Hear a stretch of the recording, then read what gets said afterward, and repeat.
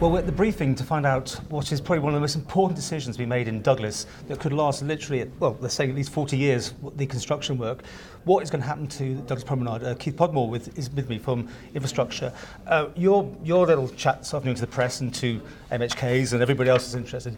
So what I thought we'd do is, if you could break it down, we can go through it stage by stage, and really we've got these graphics from your presentation. Yes. So it all starts just after Victoria Street comes in to the main promenade, and I think maybe even before that, in my head, there was a question mark.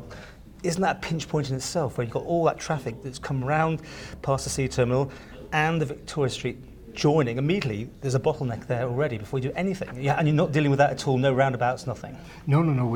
We're expecting that area, because that is where we finished the Phase 1 works. Phase 1 obviously finished at Victoria Street, so we're continuing on from that location there. It's an ideal location to introduce what we call a gateway feature. The gateway feature is something that is required for a scheme of this magnitude, to help to emphasise to the driver that they're entering into an area that might be slightly unfamiliar to them at first. What we're looking at doing is creating a low-speed environment. So you're making a sort of suggestion that people can walk across it in places. Is that yes, fair way? But it's not actually going to be a pedestrian crossing as we know it. Well, no, it's not a traditional pedestrian crossing, but it's what we would class as a courtesy crossing. But it is going to have a look of a zebra crossing, because it is going to be done in stripes, but they won't be black and white painted stripes. They're going to be done in a similar material that we would have either side on the footway. And the ethos of this shared space thing is that no one particularly has right of way. Is that right? I mean, a person walking across that road doesn't actually own it, but therefore the cars also don't own it. It's a give and take, is it? Would you describe it? It's still, you'd still see it as a highway as such, but basically because you're introducing different features to the highway, you're encouraging the driver to take more account of his surroundings. So therefore, when people do want to cross the road at that point, they'll feel less restricted to do so, because there'll be a lower speed of vehicle, and the vehicle will be more aware of that pedestrian, so that if a pedestrian does make a venture to move across the road, then the driver has that opportunity then to slow down. Not necessarily to stop, but they can slow down in advance of seeing that person crossing the road, judge their speed, that person will cross, and then they can carry on beyond. Narrower areas for traffic. Yes. It's not going to be as wide, but there's still going to be parking on the sides for everyone, is there? There's still going to be parking on the side of the carriageway, yeah. We've tried to introduce echelon parking as much as possible, because we've had lots of requests from lots of stakeholders along the promenade saying that parking is still very important to them. So we've tried to maintain parking to the same levels. One of our requirements is not to lose more than 10% of parking along its whole length with these new proposals and the new development. And you're putting some colour into it to kind of indicate where those lanes are. Can people still overtake though, can they? They can still overtake, yes. We will, as well as the actual black tarmac corridor that the cars will travel up and down, there'll be a central, what we're classing as a median strip. That will be done in a different material. So again, it's emphasised to the driver that should I really be driving on that or not? He will be aware that eventually, yes, you will be able to still drive on it, but you take more care driving. We'll have a different feel to it and a different finish. It'll be a different colour, and it should be a different texture as well. Okay. Yes. So we've got the horse trams going down the side. Yeah. That's where they're going to go now. But at this stage, they're going on the seaside of the Sunken Gardens. That's correct, yes. And so really, that all now stays the same. I mean, you've got pull-in places for coaches as well, things like that being allowed for. Disabled parking as well? Disabled parking, we've kept at least the same number of existing disabled parking bays, but I think we're actually looking at increasing and introducing some additional disabled parking bays. So that's how it looks all the way down, really, as far as Greenhill Corner, isn't it? I mean, then yes, that's the next sort of moment. That's correct. What happens there? At Greenhill's Corner, we're going to introduce, again, it's going to be similar to a roundabout, but we actually class it as a roundel. So it's going to operate very similar to how a roundabout would operate, but we're not going to be introducing white lining and signing to tell the driver exactly how he should be approaching and driving through that junction.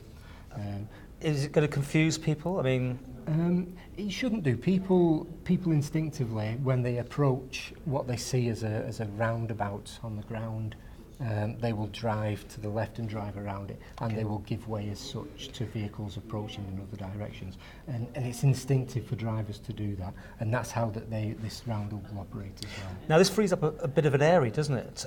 Which is stuck in the middle at the moment. No one can actually walk on it. Yes, that's correct. Yeah. That'll change. There'll be an actual a meeting point, I think you call it, a meeting area. It is the cultural area, which is outside the Sefton Hotel and the Gaiety Theatre. Yeah, that area of garden that's very nicely maintained by Douglas Council at the moment. It's not accessible by the public. So what we're able to do is, because we're changing the layout of the highway, is we've been able to take the area that currently occupies, and we've moved that directly outside the Sefton and the Gaiety, so that we're creating an area there that people can use and congregate, and will be a focal point for meeting and for congregation. Yeah. And again, I noticed that the Pelican crossing has gone on your model. Yes. This will be again one of those sort of raised areas to give and take. Again, the whole area is going to be at one level. So beyond the gateway feature at Victoria Street, it will all be very much one level. We're not going to have distinctive raised curves between footpaths and the carriageway. So yes, so in the cultural area, it is going to be basically one flat area.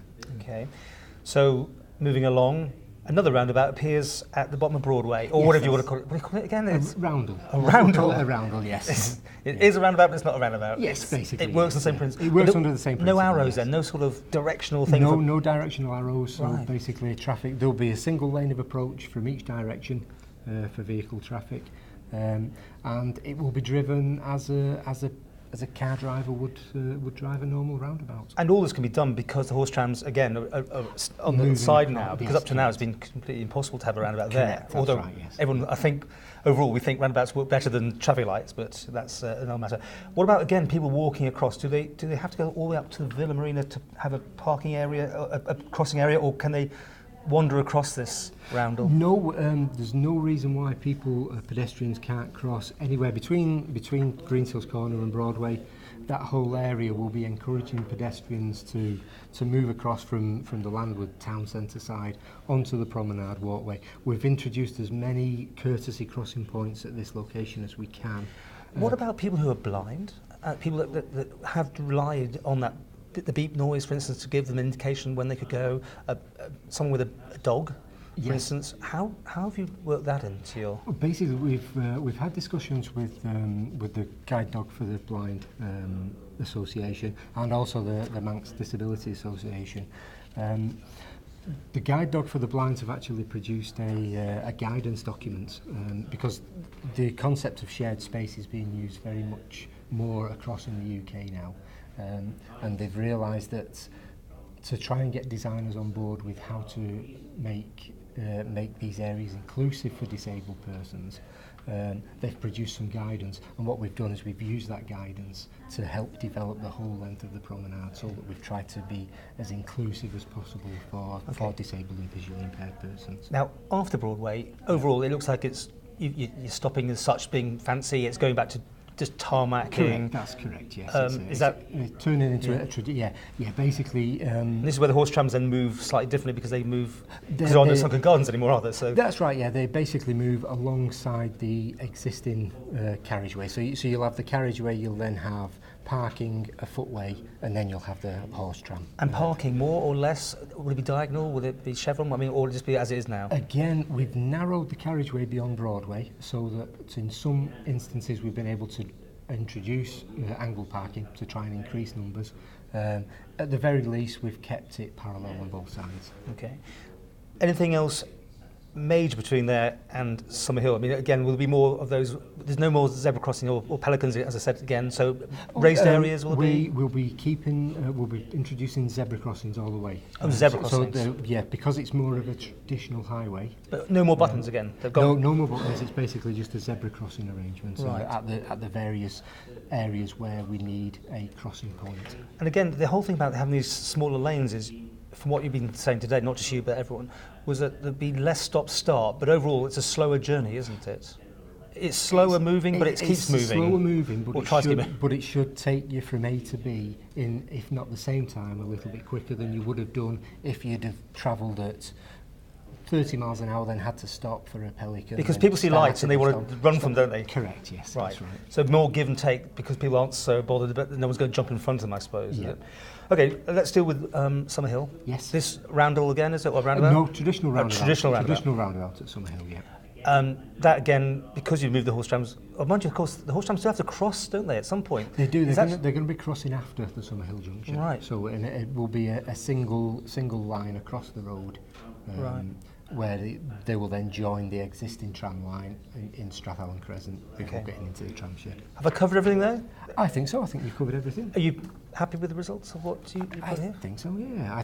I'm very happy. I think we've actually got a scheme now that the department can take forward and be very proud of as something that will be a major benefit to the promenade for years to come. 5 years and it should be done.